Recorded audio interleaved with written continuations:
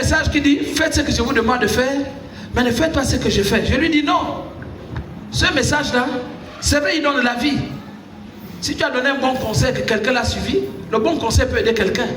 Toi-même, il ne t'aidera pas. Or, le bon sens voudrait que tu sois d'abord toi-même le modèle de ce que tu es en train de dire aux autres. C'est ça le but de la parole de ce jour. Voilà pourquoi je l'ai intitulé la dissimulation dans la marche chrétienne. Le bon juif n'est pas celui qui est né juif, qui dit qu'il est juif, mais le bon juif est celui qui respecte les principes des juifs.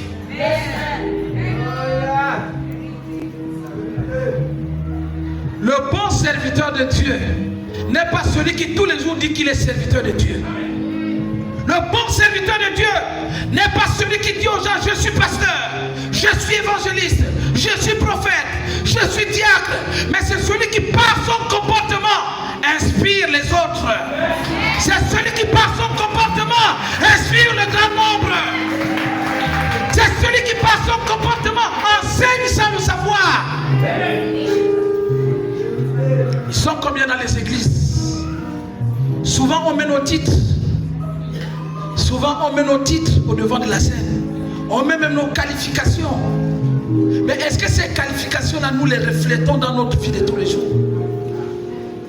Est-ce que nos actes au quotidien attestent que nous sommes des serviteurs de Dieu? Cette parole ne s'adresse aux païens.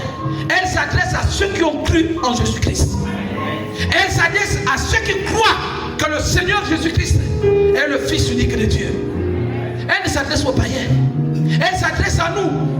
Comme pour nous dire, ne faisons pas semblant d'être chrétiens alors que nous passons tout le temps avec les païens. Ne faisons pas semblant de dire que nous sommes croyants alors que nos comportements, nos actes ne diffèrent en rien au comportement et aux actes des païens. Vous savez, quand je lis Paul, et je n'ai pas honte de le dire, je le dis du haut de cet autel, ce type avait été suffisamment franchi au point où le Paul bandit qu'on a connu était devenu un homme humble, complètement effacé. Vous allez voir que plus loin il va dire que si je vis, ce n'est plus moi qui vis, mais c'est Jésus qui vit en moi. Et si Jésus vit en lui, ce qui est charnel est mort en lui. Si Jésus vit en lui, tout ce qui était diabolique est mort en lui. Il a donc un nouveau comportement, une nouvelle posture, une nouvelle vision, un nouveau langage. Est-ce que toi aussi tu peux dire comme Paul que ce n'est plus toi qui vis, c'est Jésus qui vit en toi? Puisque pour rien, ta vraie nature ressort. Pour rien, il n'est pas étonnant d'entendre les gens dire c'est pas parce que je suis serviteur de Dieu, hein? C'est pas parce que je suis une servante de Dieu. Ça veut dire qu'en lui, il y a quelque chose qui est là, qui n'a jamais disparu. Il attend seulement qu'on déclenche pour que ça ressorte. Or, Paul ne parlait plus comme ça. Paul va aller plus loin, jusqu'à nous interpeller, nous. Il dit, vous serviteurs de Dieu, pour vous servantes de l'Éternel, la meilleure manière d'évangéliser n'est plus d'aller lire la parole de Dieu. Ça semble être contradictoire, parce que l'évangile s'appuie sur la parole. Mais lui dit non, ça ne sert plus de vous balader avec les Bibles en longueur de journée pour dire que vous prêchez la parole.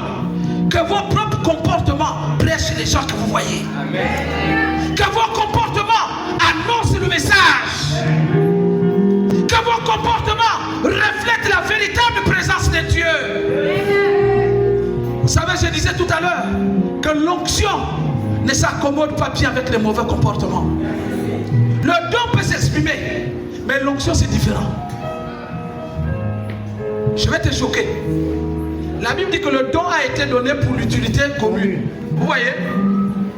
Mais l'onction, c'est le pouvoir, c'est la force, c'est la capacité, c'est la puissance qu'il y a lorsque tu prêches, lorsque tu imposes les mains, lorsque tu chantes, lorsque tu parles. Il y a une puissance qui se dégage.